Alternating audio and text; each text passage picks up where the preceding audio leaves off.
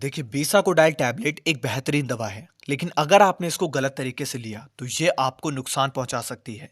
तो आज के इस वीडियो में बात करेंगे कि बेसाकोडाइल टैबलेट एक्चुअल में क्या है, यूजेस क्या होते हैं, बेनिफिट्स क्या होते हैं और डोसेस डॉक्टर क्या रेकमेंड करते हैं और साइड इफेक्ट एक्चुअल में आपको इसके क्या हो सकते हैं, क्योंकि ये टैबलेट बहुत अच्छी है लेकिन इसके बारे में जानना काफी जरूरी है। तो चलिए शुरू करते हैं। सबसे पहले बेसाकोडाइल एक्चुअल में क्या होती है। तो बेसाकोडाइल आपका एक स्टिमुलेंट लैक्सेटिव है, यानी कि आपको सिंपल भाषा में समझाने की कोशिश करूं तो जो आपका लार्ज इंटेस्टाइन है उसके अंदर जो आपकी कॉन्स्टिपेशन हो रही है, जो फट गया मतलब फंस गया कुछ उसके अंदर ऐसे लगता है, तो उसकी जो स्टूल है, जो आपकी लैट्रिन है, उसको सॉफ्ट बनाने का काम करती है, जिसके कारण आपका बाउल मूवमेंट आराम हो जाता है। यानी कि आपके पेट में मरोड़ हो रही है, फंस गया है कुछ ऐसे लगता है, मैं इस सिंपल भाषा में समझाने की कोशिश कर रहा हूँ। तो उसको जो है वो सॉफ्ट करके आपके बाउल को सिंपल, जैसे ये लाइन चल रही है ना मेरी इतनी स्मूथ, इस ये करने का काम करती है आपका बेसोकाडाइल टैबलेट। ठीक है, काम कैसे करती है, कोलोन की मसल को स्टिमुलेट करती है, पानी और इलेक्ट्रोलाइट को इंटेस्टाइन में रिलीज करने में मदद करती है, स्टूल को सॉफ्ट करती है, जिसके कारण आपका बाउल मूवमेंट जो है वो ट्रिगर हो जाता है। यानी कि सिंपल भाषा में समझने की कोशिश करें तो आप यहाँ पे देखेंगे ये फंसा हुआ है, इसको जो है वो सॉफ्ट करके आपकी जो बाउल मूवमेंट है उसको क्लियर करने की जो है वो कोशिश करती है।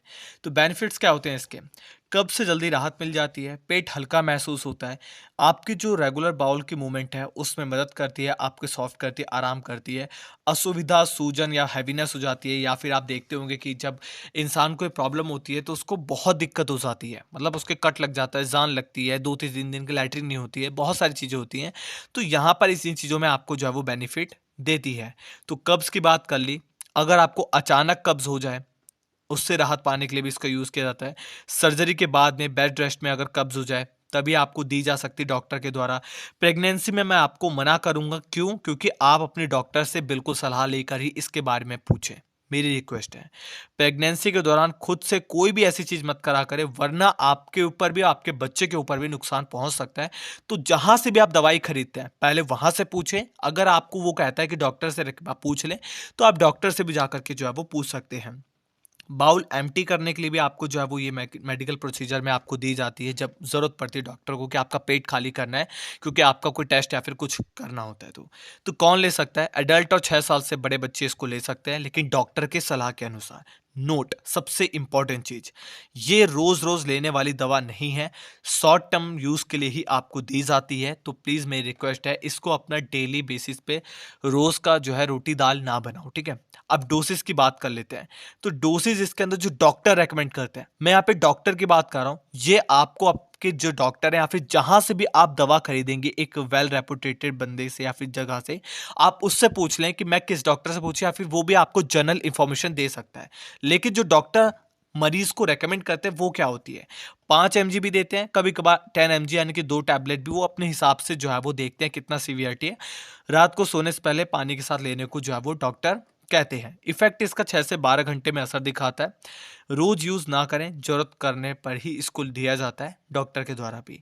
6 से 12 साल के बच्चों में यहाँ पे लगभग 5 mg एक टैबलेट, या फिर नॉर्मल अगर आपको भी होता है अडल्ट का तो उसमें भी 5 mg का भी यूज किया जा सकता है, लेकिन डॉक्टर की सलाह के अनुसार 6 से 12 साल के बच्चों में तो बिल्कुल भी कोई भी दवा का ऐसे यूज ना करें, वरना बच्चे की जो मेंटल हेल्थ है, हर चीज को जो है वो ट्रिगर कर सकता है। तो मेरी रिक्वेस्ट है कि डॉक्टर से तो जरूर सलाह ले लिया करें।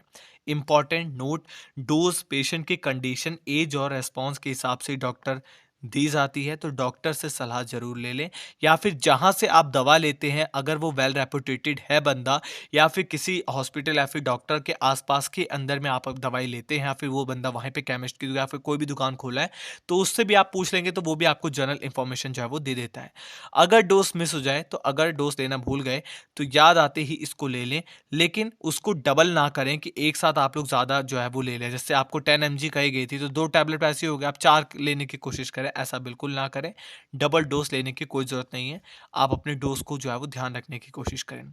साइड इफेक्ट की बात करें तो कॉमन साइड इफेक्ट, पेट में दर्द या फिर क्रैम्प हो सकता है, दस्त लग सकती है, पेट में गुड़गुड़ाहट हो सकती है, आपको नौजिया हो सकती है, कमजोरी हो सकती है, पानी की कमी हो सकती है, अगर डायरिया हो जाए इसके बाद, वरना ये बहुत ही रेयर होते हैं, इतना भी ज़्यादा कॉमन साइड इफेक्ट है। कभी कभार आते हैं, कभी कभार किसी किसी में नहीं आते हैं। अगर आते हैं तो आप इस दवा के बारे में जो है पहले तो डॉक्टर से इन्फॉर्मेशन ले लें, नहीं तो इस दवा को छोड़ दें। उस कंडीशन की बात कर रहा हूँ। रेयर साइड इफेक्ट क्या हो सकते हैं? बहुत रेयर कंडीशन में सीरियस, अगर आपकी सीवियर पेट दर्द होने लगे, खून आने लगे स्टूल में से, सीवियर डिहाइड्रेशन यानी कि पानी की कमी होने लगी, तो तुरंत डॉक्टर से संपर्क करें, क्योंकि ये दवा आपको बिल्कुल सूट नहीं करेगी किसी भी कंडीशन। बहुत रेयर कंडीशन में होता है, बट इसको भी हम जो है नेगलेक्ट नहीं कर सकते, पता होना जरूरी है।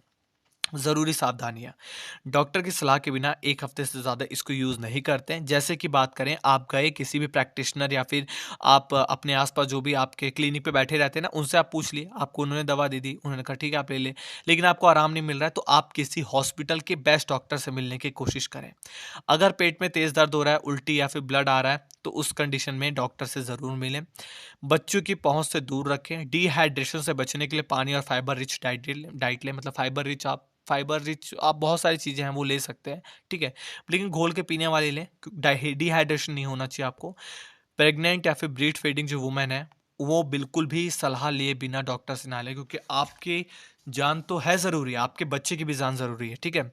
बीसाकोडाइल एक इफेक्टिव लैक्सेटिव है जो कब्ज़ में जल्दी राहत देती है, ठीक है? ये सब मैंने आपको बता दिया, लेकिन आप अपने जहाँ से भी दवाई खरीदेंगे उससे भी आप जो है पूछ सकते हैं, वो भी आपको जो है वो आपकी कंडीशन देख करके आपको जो है वो बता सकता है। वरना डॉक्टर, क्लिनिक कहीं पर भी आप जाते हैं तो इस दवा के बारे में इतनी जानकारी ज़रूर रखें, ठीक है? धन्यवाद आप सभी का।